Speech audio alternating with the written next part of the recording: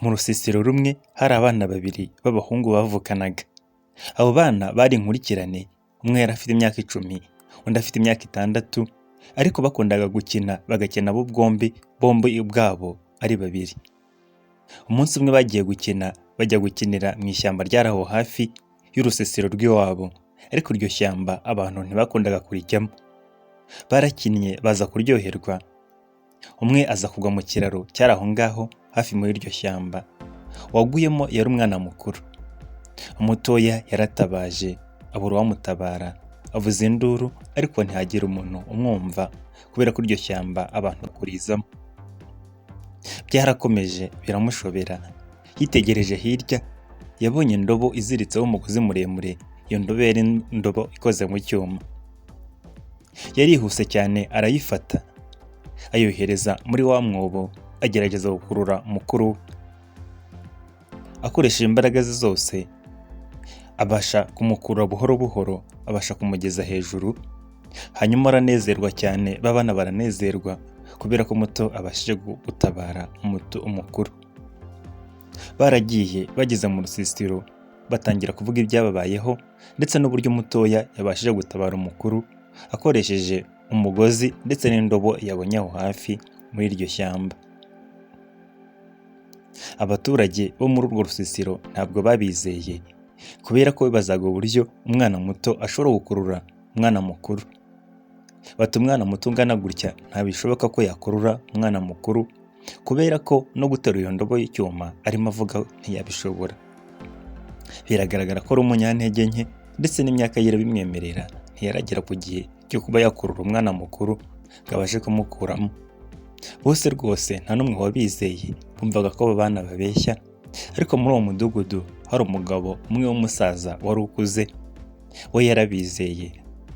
Arababwira ati birashoboka rwose, bano bana baravuga ukuri, njye ndabizeye.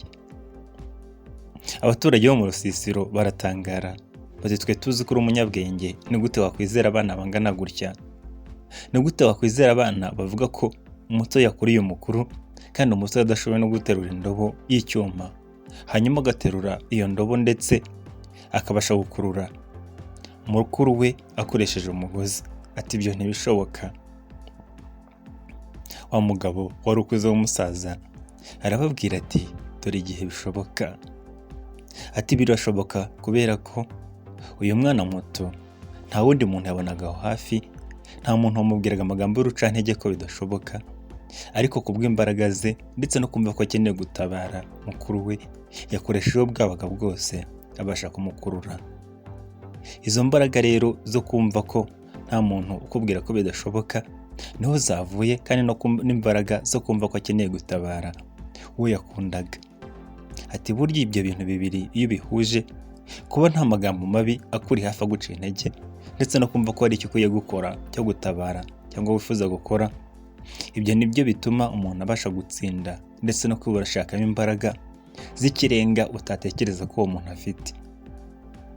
Burya mu buzima amagambo y'urucantege, negative words, niyo atuma tutagera ku kintu twifuza kugeraho, niyo duca intege agatuma tudakora ngo tugere ku byo twifuza kugeraho mu buzima. Ayo magambo burya ni mabi, ayo magambo ntiyatuma ubasha gutera imbere. Ayo magambo aguca intege, akumva ko udashoboye, nawe ukabyiyumvamo rwose, intege zawe zigacika, umubiri wawe ukumva ko nta kintu ushoboye. Ariko amagambo meza aturemamo akanyabugabo, akaturemamo imbaraga, tukishakamo imbaraga burya tutanakeka ko dufite muri twebwe. Ya magambo mabi yo burya aradusenya mu mitekerereze, ibyo bikagira no ku mbaraga z'umubiri, bityo umuntu agatakaza imbaraga ze zose ndetse akanatakaza n'ubushobozi bwe bwose bwo guhangana. Burya guhangana nta kigero umuntu agira bigarukiraho, ahubwo byose biterwa n'ibyo bintu byose byaturutse hanze ye. Iyo ushoboye ariko ukagira amagambo y'urucantege, nta kabuza ucika intege. Niyo mpamvu burya ari byiza kubwira umuntu amagambo ari encouraging cyangwa atera imbaraga, aho kumubwira amagambo y'urucantege, kuko amagambo y'urucantege burya nta kamaro kayo. Kabone niyo wabona umuntu atari ubishobore, burya uzirinde kumubwira ngo ntubishoboye, ahubwo uzakomeza kumutera amagambo y'akanyabugabo, amagambo amutera kuraje, kuko burya ariya magambo amuremamo imbaraga z'ikirenga utanatekereza ko afite cyangwa utamukekeraho. Burya ikiremwa muntu gifite ubushobozi n'imbaraga umuntu atapfa kwiyumvisha mu ntekerezo ze, ariko ibyo byose kubikoresha bigaterwa n'uko byabashije guhagurutswa muri we ndetse no gukangurwa. Ihore kuri Kanguka Rwanda, ugire ubuzima bwiza, ndakubutsa gukora subscribe.